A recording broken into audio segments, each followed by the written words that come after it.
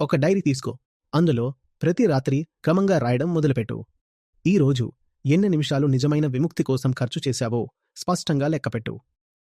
అలాగే నువ్వు చెయ్యకూడదు కాని ప్రకృతి చేయించిన ఆ పనుల గురించి కూడా నిజాయితీగా రాయాలి. అన్నీ లెక్కల, ఇంకా పనుల వివరాలు రాయాలి. మొదటగా విముక్తి కోసం ఎంత సమయం ఇచ్చారో రాయండి. జరగకూడని పనులు ఎన్ని ఉన్నాయో చూడండి. కాని ఈ శరీరం చేయించింది. ప్రకృతి, మెదడు, హార్మోన్లు చేయించాయి. ఈ లెక్కలను ప్రతివారం ఎవరికైతే చూయించడం వల్ల ప్రమాదం తలెత్తుతుందో వాళ్ళకి చూయించు. ఏవైతే రాసుంచావో వాటిని వారానికొకసారి క్రమంగా చూపించు. చూయించడం వల్ల జీవితంలోని మురికికి ప్రమాదం తలెత్తుతుందో వాళ్ళకి చూయించు. నంబర్ 2, నీ నెలవారీ ఖర్చులలోంచి నీ విముక్తి కోసం ఎంత ఖర్చు చేస్తున్నారో చెప్పండి. మొత్తం నెలలో ఎంత ఖర్చయిందో, అందులో ఎంత భాగం పొట్ట కోసం ఖర్చు పెట్టావో, చర్మం కోసం ఎంత ఖర్చు పెట్టావో, గర్వం కోసం ఎంత ఖర్చు పెట్టావో, మోహం కోసం ఎంత ఖర్చు పెట్టావో, కామవాసన కోసం ఎంత ఖర్చు పెట్టావో. ఇవన్నీ చేసిన తర్వాత ముక్తి కోసం ఏమైనా మిగిలిందా ఖర్చు పెట్టడానికి? మనం ఇప్పటి వరకు సమయాన్ని చూశాము, ధనాన్ని చూశాము. ఇప్పుడు మీ ఉపస్థితిని చూడండి. నెల మొత్తంలో నువ్వు ఎక్కడెక్కడ ఉన్నావో, ఇంకా ఆ ఉపస్థితిలో ఎంత శాతం నీ విముక్తి కోసం ఉందో చూడండి. నువ్వు ఇక్కడ కూడా ఉంటావు, ఇంకా అక్కడ కూడా ఉంటావు. కాని నీ విముక్తి కోసం ఏ చోటైనా కనిపించావా? ఇందులో ప్రయాణం కూడా లెక్కలో వస్తుంది. నీ విముక్తి కోసం నువ్వు ఎప్పుడైనా ప్రయాణం చేశావా? ఎందుకంటే మీరు ప్రయాణం చేస్తూనే ఉంటారు కదా.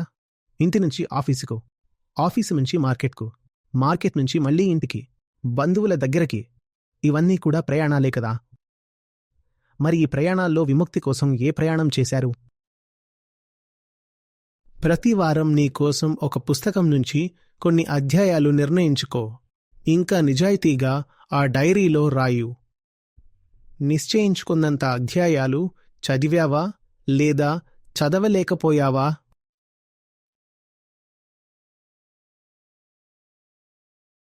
ఏదైతే చదువుతున్నావో వాటి నోట్స్ అదే డైరీలో రాయు.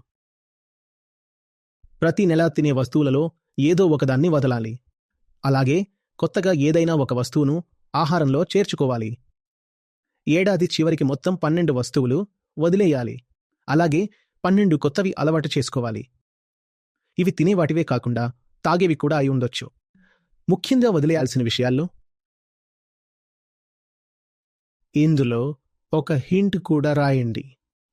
చూడండి, వదిలేయాల్సిన వాటిలో నీకు నష్టం చేసే వాటిని మాత్రమే కాదు, జంతువులకు నష్టం చేసే వాటిని కూడా వదిలేయాలి. ప్రతిరోజు ప్రపంచం గురించి ఏదో ఒక రంగంలోనైనా, అంటే చరిత్ర, విజ్ఞానం, భూగోళ శాస్త్రం, రాజకీయాలు, ఇంకా మతం, సమాజశాస్త్రం, ఖగోళ శాస్త్రం లేదా పురావస్తు శాస్త్రం, వీటిలోంచి ఏదో ఒక కొత్త విషయాన్ని తెలుసుకోవాలి.